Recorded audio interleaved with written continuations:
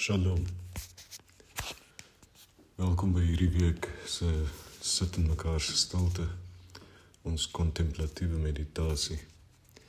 Vandag nooi ek jou uit om saam met my te reflekteer oor die ewe eenvoudige maar dikwels vergete praktyk, en dit is net om vir 'n wyle tot stilstand te kom. Die, kom sê het in Engels, die pause knoppie te druk. Jy kan ook daaraan dink as die kommapunt in die besige sin van jou lewe.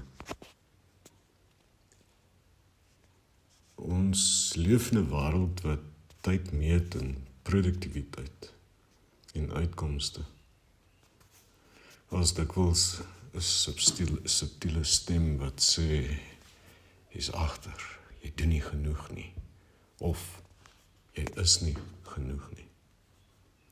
Maar om net tot stilstand te kom, onderbreek hierdie verhaal, hierdie dominante verhaal. 'n Pause is nie vermorste tyd nie. Om tot stilstand te kom, al is dit net vir 'n wyle, is heilige ruimte. Dit herinner ons dat die lewe nie iets is wat ons moet jaag nie. Dit is reeds hier.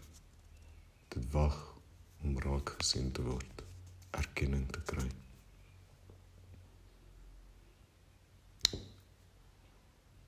Kom, sluit by my aan en ons neem net 'n diep eerste asemteug.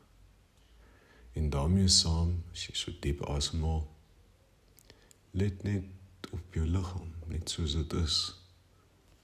Met geen behoefte om iets te verander, reg te stel nie. Neem dit net waar. Raak net bewus van jou liggaam. En dan met 'n tweede diep asemteug,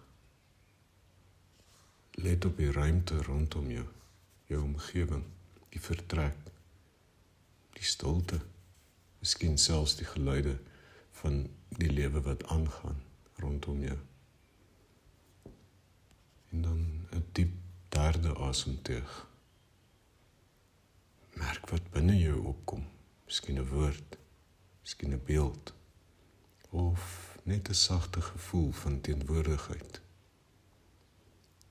Laat jouself nou toe om hier 'n paar oomblikke langer in stilte te vertoef. Wanneer jy hierdie week ingaan, nooi ek jou uit om elke dag net een oomblik te vind om die kommapunt in jou besige sin te sit, om die pause knoppie te druk, om stil te raak. Miskien is dit voor die ete, miskien is dit daar wanneer jy oor jou drempel tree om jou huis in te gaan. Miskien is dit net voordat jy besig raak met 'n gesprek.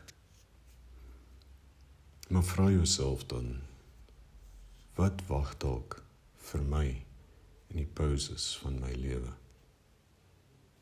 Dankie dat jy saam met my na hierdie meditasie geluister het, dit met my gedeel het, en mag jou pauses hierdie week deure word na teenwoordigheid, na betekenis en na vrede.